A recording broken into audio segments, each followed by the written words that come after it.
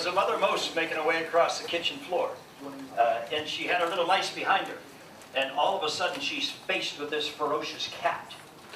And just like the game rangers here in South Africa, she stopped real quick and she says to the little ones, "Don't move." She says, because if you run, that cat's instinct is to go after you. And that cat's a whole lot faster than you are. And they just stood there. And the cat got closer and closer and closer. And it was just getting ready to jump on her. And like most moms under pressure, she really got creative. And she jumped right up in the cat's face and she went, "Ruff, ruff, ruff." And the cat took off. And she went into the hole with her little ones. And she turned around. And you know what she says? "You see, it pays to be bilingual."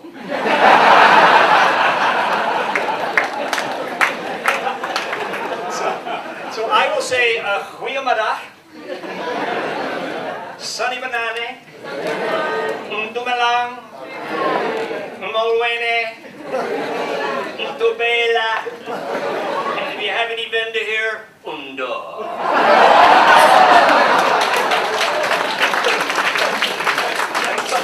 Assalamu alaikum and namaste.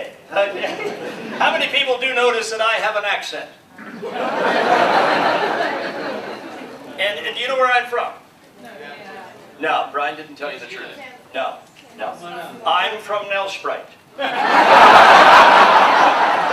It's a fact. I've never been out of this country. But what I heard, that when you speak, and if you speak with a foreign accent, like a Canadian accent, you get paid more than the local guys. So I went and studied the Canadian accent. Listen, I live in Santon, and I arrived in the country in 1994. And I was invited here to speak at a conference. And at that time, I met a number of business people and a couple of the banks and insurance companies, and they liked what I did, and they said, "But we're not interested in another North American, European, New Zealander, or Australian who's going to come in and speak, take the money, go to a game farm, and then go home." They said, "What we want is somebody's going to commit to the country." And they said, "If you'll time block your way into the country, then we'll utilize you." So I started time blocking my time into the country. And after about a year and a half, I was here more than I was in Canada. And then my wife came looking for me.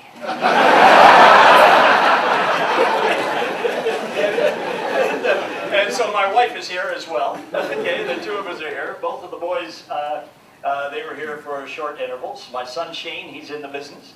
He's just co-written a book with J. Conrad Levinson called Guerrilla Social Media Marketing. They're guerrilla marketing guy. Okay, and he specializes in social media, and my youngest guy takes companies public on the Frankfurt Stock Exchange.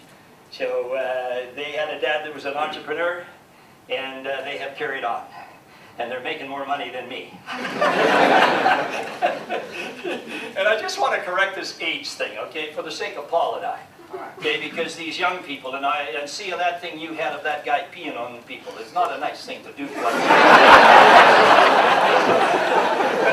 I just want to set the record straight here, because I see a few people in here that have dyed their hair white. Just so they can get some respect. And so, just so that you do know, and very important part, and I believe, you know, I said to heck with them, you know, they can't take a joke. And that's what I always say with the bank. I don't say the heck, you know.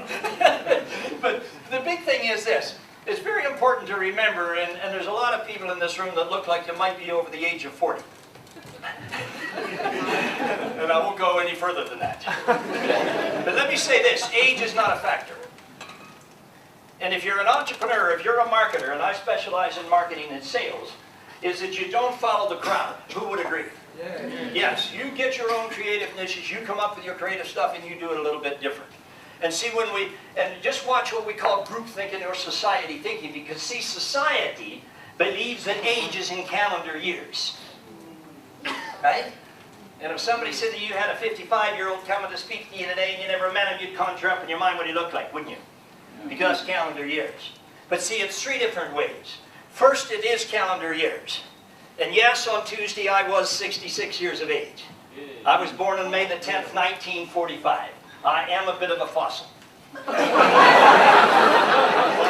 Okay? So I was born in 1945, so I am 66 calendar years of age. But am I really 66? Is it possible that I could be biologically, which is another age, as healthy as the average 45 or 48-year-old? Is that possible? Yeah. And Brian, how old are you? in calendar years? I'm 41. 41. Is it possible I could be as fit as him? So therefore, I am not 66, am I? I am not 66 if I am biologically 48 or so. And my wife always laughs when I say I'm 48 biologically. Because she says, you may be 48 biologically, but it's from the waist up.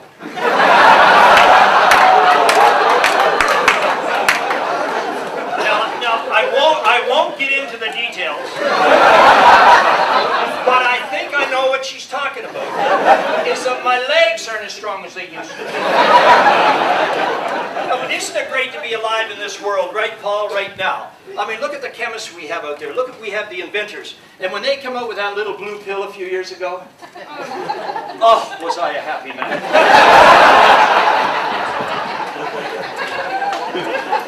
It's Bertie, is it? Does that little blue pill also give you a headache?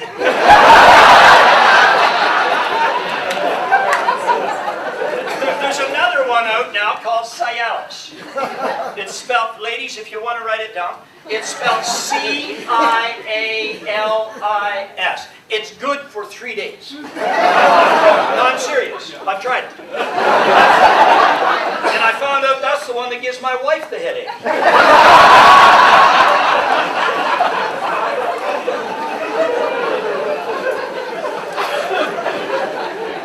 But see, you could be 66 calendar years, but you could be 48 biologically. But you also could be 32 biologically and 72. Or no, 72 biologically and 42 in calendar years. So you need energy, you got to be healthy. And the third one, the third type of age, which is most important of all, is your psychological age. And my wife says I run somewhere between the ages of 4 and 6. She won't let me out of the house without somebody with me. I'm serious. Foyu, where are you? Because she brought me here, a friend of my wife's. Where's Wood? Oh, she's over here. Yeah, because she always sends somebody with me because I get lost and sometimes don't come home.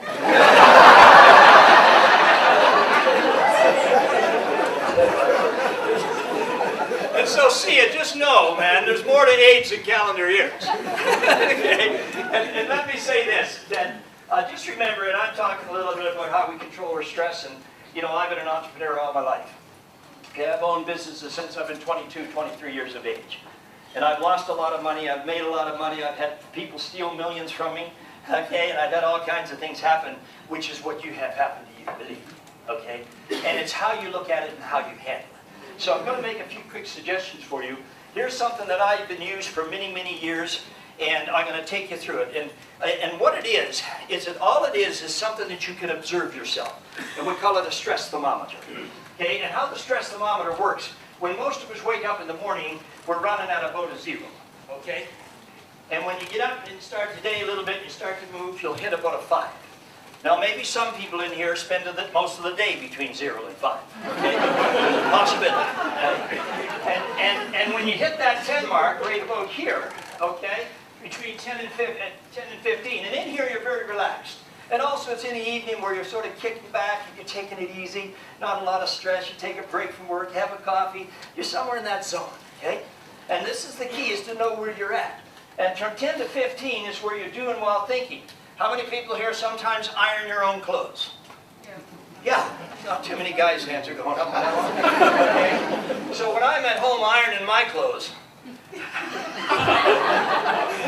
and the idea is that often what it is, while you're doing one thing, your mind is thinking about other things. You're probably in that zone. Like when you're driving to work in the morning, right? You know, you're driving along, but you have all kinds of ideas and things coming in. You're probably in that zone. Isn't it great driving in South Africa? I love the taxis. I do, because it's a fast way to get through the traffic. You just get behind them.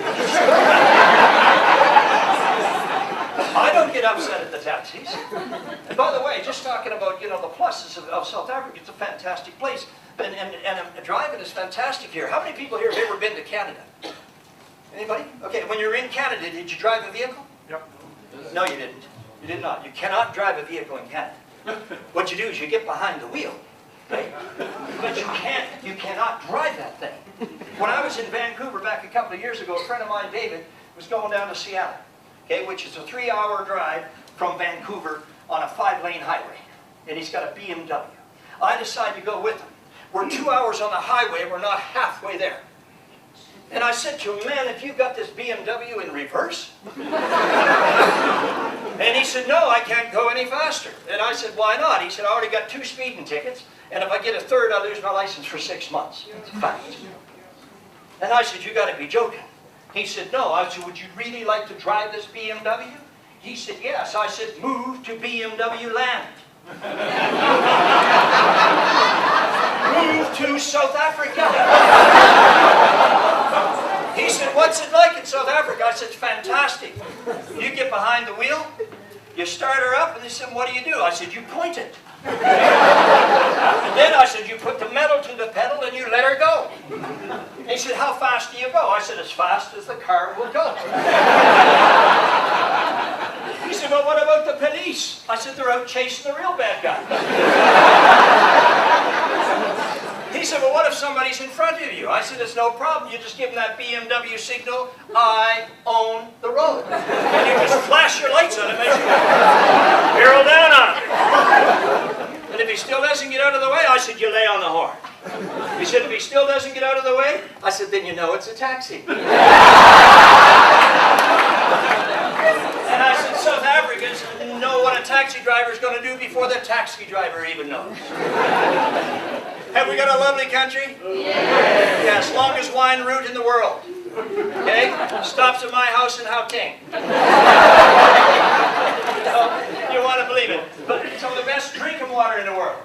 Right here in this country. I could go on and on and on. And this is a fantastic country. I'm here because I love it here. Okay? And don't have enough money to get home.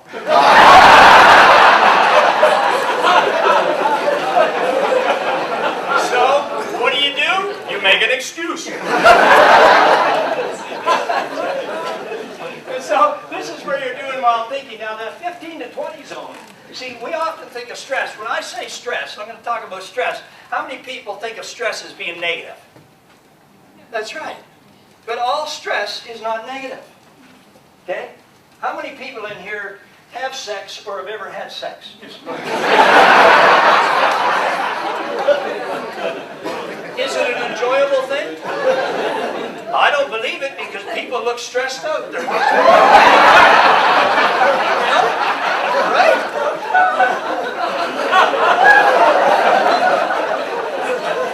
So all stress is not negative, is it? Okay? That's a stressful journey. So you have what you call the positive stress area in your life, and the key is to try to stay there, in the positive area. And the 15 to 20 zone is the planning and organizing state. That's why if you don't work with a to-do list every day, you're missing out. Every day have a to-do list. Because what is that? That's a mini business plan. That's really what it is. Okay, and you do enough of those, you're going to get to where you want to go. Okay, and so anytime you feel frustrated often, it's because there's too many things going on in your life. Not sure how to handle this, stop and make a list. Okay, put a plan of action. As soon as you start to put the plan in about what you're going to do, you'll notice your stress level drops. 20 to 30 zone, that's where you're performing quite well. Somebody comes along and says, how's it going? You say, no, having a pretty good month. No, that's having a good day. And you just kind of cruise. And things feel good, right? And then that 30 to 40 zone, that's where you're so into what you're doing. Somebody comes up to you at 12 o'clock, or say 1 or 2 o'clock in the afternoon, and they say, aren't you stopping for lunch? And you say, lunch? What time is it? And they say, 2 o'clock. And you go, I can't believe it. I was so into what I was doing, I lost all track of time. How many people have had that happen to you? Absolutely. And that's when you're max performance area. And like in sales, I often say, one of the key things in sales is when you're on a roll, stay on a roll. When you're hot, stay hot. When you're cooking, don't stop and go for a coffee with your most negative friend. Because you have to be able to get back into that zone. So this is when you're in the zone. So protect that zone. No, if you're a morning person or an afternoon person, protect those prime periods where you really cook. Okay? Because that's a big part of making things happen in our life. When you hit that 40 zone, 40 to 45, that's the non-productive area. And you start to get stressed out. That's where you're trying to get something done, and you got somebody alongside of you that's going, nah, nah, nah, nah, nah, nah, nah, nah, nah, and you think, when is he going to shut up? Or you're out with a client, the client keeps talking, and you got another appointment. Okay? And some of you could be stressed right at 40 to 45 right now, and you're thinking, geez, when's that Gibson guy going to stop? And then 45 to 50, that's the anxious area. You know, and that's where sort of, you got your day all planned, and you go to make something happen, a little fire breaks out over here. And then you turn around and go, and then there's another one over here, and then there's another one over here, and at the end of the day, somebody says to you, what did you do today? And you say, I bushfire fought all day long. I would have got more done if I had stayed at home. And then when you hit that 50 to 55 zone, this is where the stress is really building. Okay? And this is where we use certain substances to try to get out of that zone. Okay? And seriously, in that 55 zone, when you hit that level and you're stressed out and you're not sure what to do, I mean, think about it. Hey? How many people have a drink because they're stressed? Right? You come into the house, you're stressed, and somebody says, how'd the day go? And you say, don't talk, just pour me a double.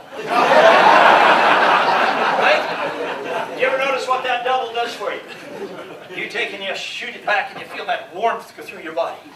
And then you think, the hell with it, who cares? Right? And this is what happens. And so what we do is we go for these things that make a difference. And I don't know if you've ever seen it here in South Africa or not, but there's another thing you see people do. They take this stuff apparently homegrown. And, have you ever seen it? And they roll it up, okay? And then they lick it so it won't burn too quick. And then you see them light it up and you see them go.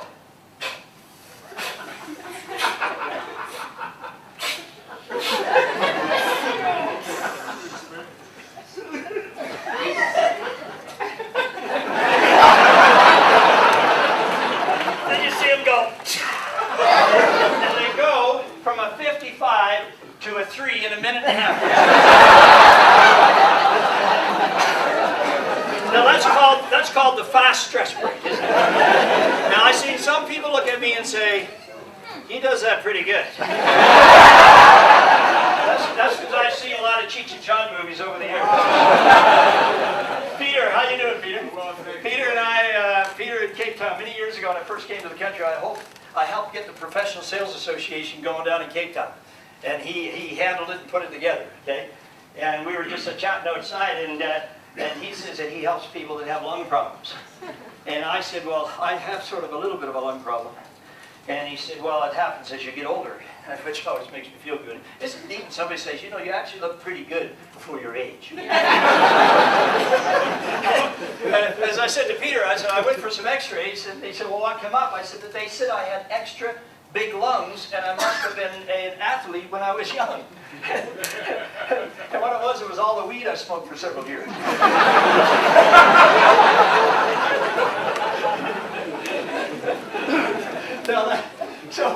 And then the 55 zone, 55 to 60, and by the way, the big thing is here, is that drinking alcohol and doing some of these other things to get rid of stress becomes addictive. Because if it works today, you come home tomorrow night and you're stressed out, then you try it again, and after 5 or 6 days, it becomes your habit. And there are other ways to do it. How many people exercise on a regular basis? Be honest with me. Okay, how many people plan to sometime over the next couple of years? Okay? But exercise makes a difference up here. Okay? I noticed Paul in there inside, he loves music. And I see him sitting there listening to the music. How many people find that music, maybe they clean their teeth in the toilet. What else happens? Come on, give me some more things that bug you that people do in the toilet. They what? They leave the tap running. Okay, what else? They what? Waste water around the basin. Around the base. Yeah, it leaves a ring. Yeah. And what else gets to you? Come on. They what? They don't flush the toilet. Yeah, it's like who let the lion in the house? and what else? Come on. They smoke in the toilet. Lady, what? They don't wash their hands. They what? Leave a mess behind. Yeah, don't clean up. Ladies, come on. What do men do that really bug you? Come on. They what? They miss the toilet. And let me ask you a question. Is your husband here with you? No. Because it's only the little guys. And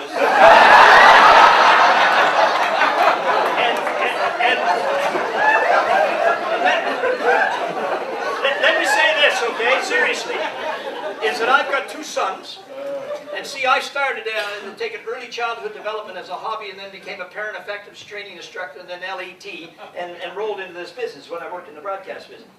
And what I learned is how to handle little kids. And one of the things with little boys, if little boys are missing a toilet, it's simple. They're very competitive. So what you do is you put little boats and they try to sink them. I'm serious. They never miss. The only problem we had is when little girls came, they wanted to try it as well. You know? Okay. What else? Come on. Don't put the lid down, okay, on the toilet seat. Yeah, no, and that's, listen guys, and understand something, it's not so bad, but what happens is you leave the toilet lid up, it's no big deal for a woman to come in and knock that down, but in the middle of the night in the dark, she has to pee and she's hit for the washer. And down she goes and there's no lid. And that water can be cold. Now ladies, I'm going to tell you something, there's something that you do that's very, very cruel to men. And I know your intent's not to be cruel, but you go out because you love decorating, and you buy these great big colorful fluffy cushy things, and you put it on the top of the toilet seat. And I don't know if you understand what happens, because it's not built for it, and when you put it up, it won't stay, keeps falling down. Am I correct, guys? And see, when a guy goes to the toilet for a number 1, he likes to go direct. But he can't do that. He has to get into the side, hook his knee like that. And this is how it goes. I'm serious. Unless he's a real athletic type and he just puts one foot up.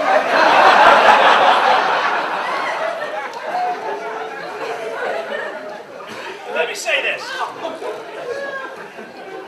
That the little things can stress you out. All you do is you stop around the office, around the house, and make a list of all the little things that annoy you, seriously, because we don't usually tackle them, and then put a plan together to get rid of most of them.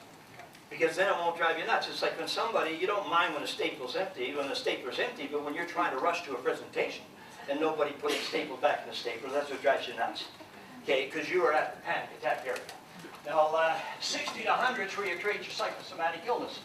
And this is over long periods of time, where you're just stressed out and you're feeling full of anxiety and you can't get rid of it, you can't get rid of it. And as you've heard it said many times, continual dis-ease creates disease. It has to, because it's not natural. And one of the best antidotes, I believe, for there is not taking ourselves too serious. How many people are enjoying having a real good laugh here with me? Okay? And see, what that does is it kicks the natural endorphins into your system, which opens you up to listen to what I'm really saying. Okay, I'm not in here saying this is very serious entrepreneurship. Right? You know, I mean, we're having fun, but you're learning. Okay? And you're picking it up. Now, here's the key. This here, what you do is you use this as a barometer. So you just check yourself on a regular basis, where am I at in the stress scale? And see, once you find out where you're at, you'll say, all of a sudden, geez, I'm feeling a little unproductive, I'm a little anxious, and then you'll put a plan together to handle it. See, a lot of people are stressed out and they don't even know it. You ever notice somebody will walk into work in the morning, you'll say, what's wrong with you today? They'll go, nothing. Right? And they're stressed, they don't know it. But once you start and you take something like this, then you can use it, okay? Now, a couple of quick things. When you wake up in the morning, get out of bed real quick. Don't lay in bed. Because there's a tendency to lay there and we daydream, don't we? And do we daydream about all the positive things of the world? Or do we think about that son of a gun that ripped us off 2 years ago? Okay?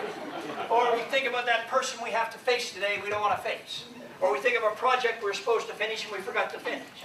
And by the time you get out of bed, by laying in bed, some of you may have to go for a drink before you go to bed. Just to get your stress down. Okay? So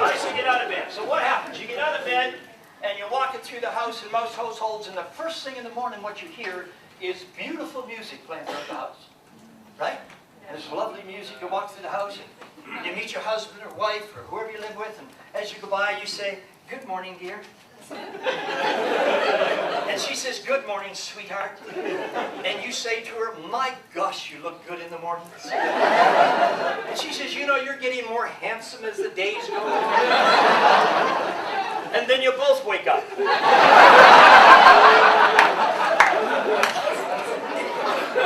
Or you realize you're in the wrong house. So, what do? You go to the children's bedroom. As soon as you walk through the children's bedroom, the children jump out of bed and say, "Mom and Dad, we're up. No. We got our clothes all laid out. Matter of fact, we know exactly what we're going to wear today.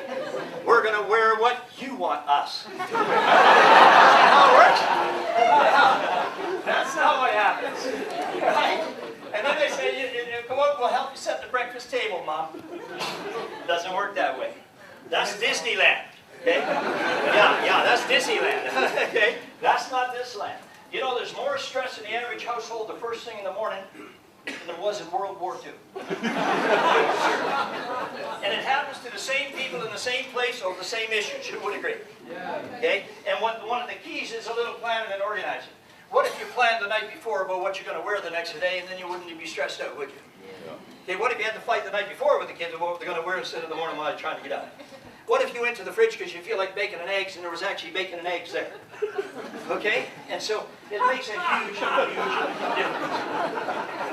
Now, here's a couple of thoughts.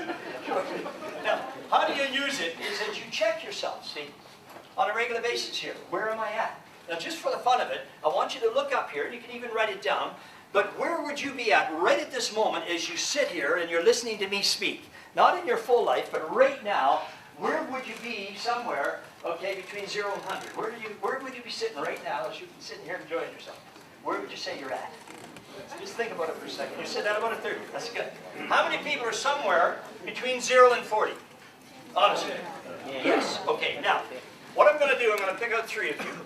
And I just want to ask you questions. And the first question I'm going to ask you when I pick you up is I'm going to ask you how much money you made last year personally.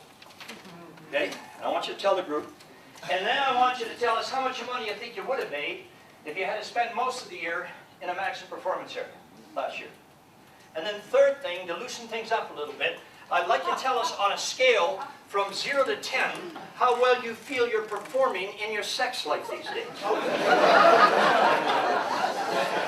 So how much money you made, how much you think you would have made, and then your sex life on a scale from 0 to 10, and it must include a partner.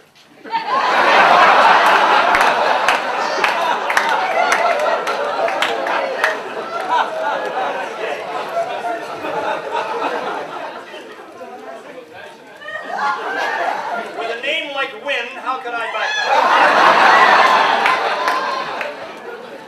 Now, Win, can I ask you something? Would you like to have a drink right now? Yes. Now listen, how many people in here, honestly, you told me you're somewhere between 0 and 40, and that within a minute or so, when I said I was going to ask those 3 questions, you found yourself going to stress. Okay? Now the point I want to make is that, as Wayne Dyer says, there's no stress, there's only stressful thinking. See? And what you got in was stressful thoughts, which put you up on the stress scale. The phone rings and somebody says, "Hey, it's your bank manager on the phone." Up you go on the stress scale, correct? And then you get on the phone and all it was the banker phoning you to wish you to have a really nice day.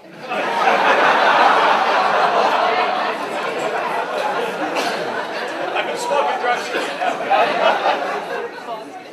So it's, you know, it's in our minds. Okay? So here I'm going to give you some tips that have taken me through my life. And believe me, I've had a lot of stress in my life. But I've had a lot of fun with it.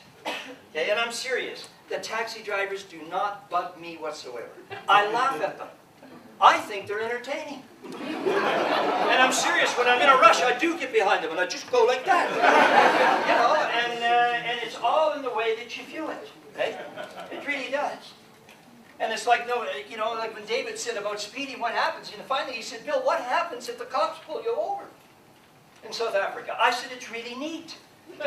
It's not like Canada. Like you can pay for your fines right on the side of the road. You just take your cash out and you pay the guy, and they're fantastic, intelligent people because they got good memories because they don't even write your name down.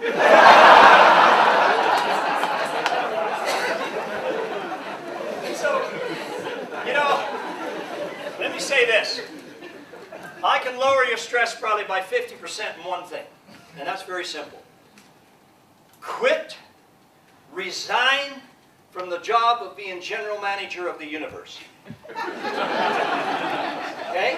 Resign from managing Robert Mugabe. Resign from managing Malema. Okay? Seriously, because what happens is we spend so much energy and frustrations over things that we have no control over whatsoever. So here's I'm going to make a suggestion to you, and it works. Take and make a list, because it moves into the planning, and whenever you're stressed out, it's not one thing. So make a whole list of what's really getting to you. How much time have I got, Brian? 5 minutes? 8 minutes, good. 10 minutes, fantastic.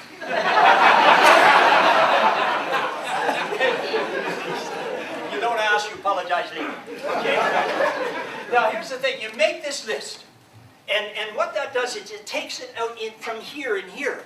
Because most of our stress is in the head, it's in the body, until you put it out, and now you're back here, you're observing it, aren't you? And then take it and run it through the worry chart. And here's what you'll find, okay, with the worry chart. And I see old Casper jumped up again there. Is it still there? No, it's gone. Okay, so you take and run it through the worry chart, and you'll go through your list, and I'll guarantee you, you'll find 40% of the things you got on your list will never happen the way you think they're going to happen.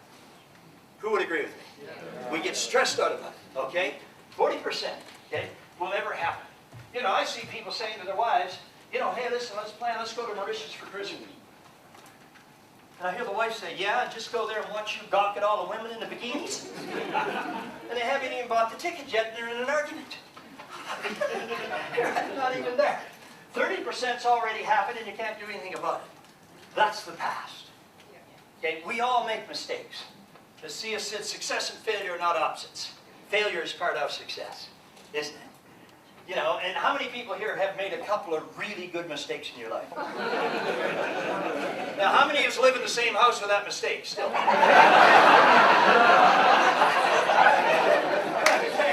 It's already happened, okay? You know, how we look bothers us. Okay, how we look. Okay, some of us run around worried about what other people think of us. And just remember this, most of us would worry a whole lot less about what other people think of us if we knew how seldom they did. If we knew how seldom they did. 12% needless worry about health. If you got a pain, you got something bothering you, think, geez, I wonder if it's cancer, I wonder if it's this, I wonder if it's that. And you walk around for 6 months, look at the energy you just wasted. Go to the doctor, get it checked out. Get it over with. So you got the energy to put into your business and into your life. Okay? 10% is petty miscellaneous issues. You know, like who squeezed the toothpaste in the center. You know, or who put the toilet paper on the roll upside down. I mean, that's a serious issue. Yeah, as you know, the right way to put the toilet paper on the roll is over the front, isn't it? Oh, just a minute, survey time. How many people believe the toilet paper should go on the roll, over the wall, down the back like that? Put your hands up. Okay, now keep your hands up. Sit for a second. And I want everybody to look at these people. It tells you something about their personality. People that put the toilet paper on the roll over the back are usually a little on the cheap side. Because you can only get a couple of squares when you pull that sucker.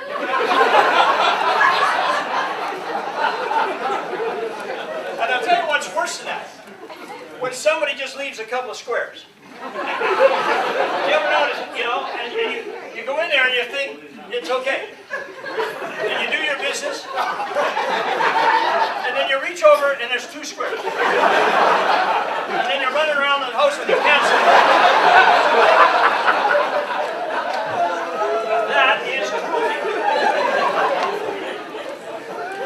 8% of the things that bother most people are real. That's what you're going to find in your list. Half of those, you can't do anything about. Have you ever heard somebody say this? I just can't believe it. I've told him once, twice, 3, 4, 5, 6 times how to do that, and he has screwed up again. I just can't believe it. You know what I say? Believe it. Believe it. The guy screws up 6 times, and you're walking around saying, you know, I don't believe it. Are you dumb, blind, stupid, all 3? If it walks like a duck and it talks like a duck, it is not an eagle. How many ladies, when you married your man, you thought you had an eagle? And then later on you found out you had a duck. So, you know, you got a duck, lady, love it. And so the other half is we can act on. And this is where we take positive action on it. Just think of the energy that's wasted on all the rest of that stuff. And I'm telling you, I have lived by this probably for 30 years, okay? And used that stress thermometer. And I didn't have to go up on a mountaintop and meditate. Okay? It works. It's simple, practical things. Another thing is balance your life. Physiologically, you need 3 types of time. Okay? Very important as an entrepreneur. You need so much alone time. Who would agree? Yeah. You must have alone time. You have, and I have alone time. Turn that cell phone off.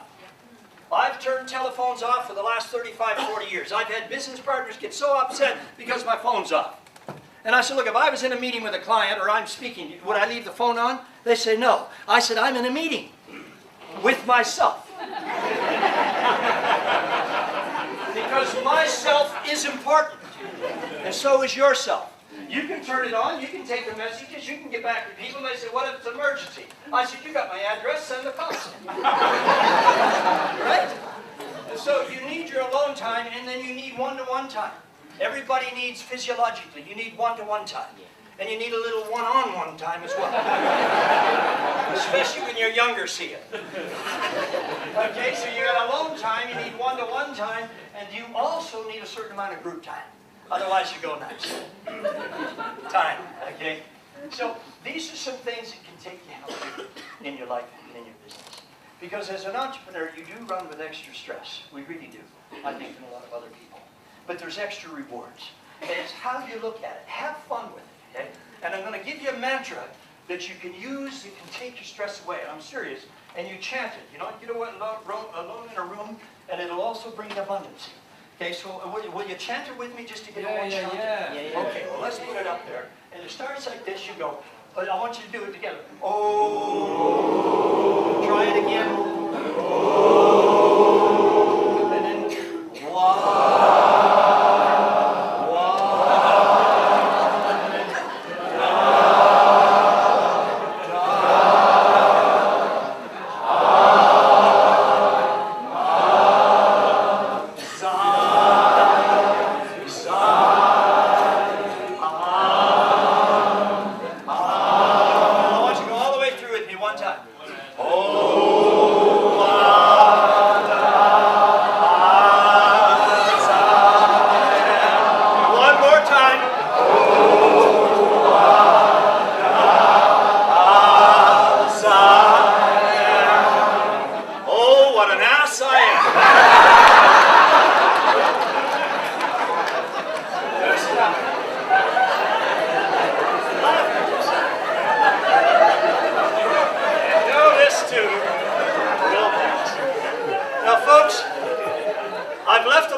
On the table here of the slides. Oh, they're going to hand it out. So we have it there. And thanks to you very, very much for being so much fun. I've had a great time.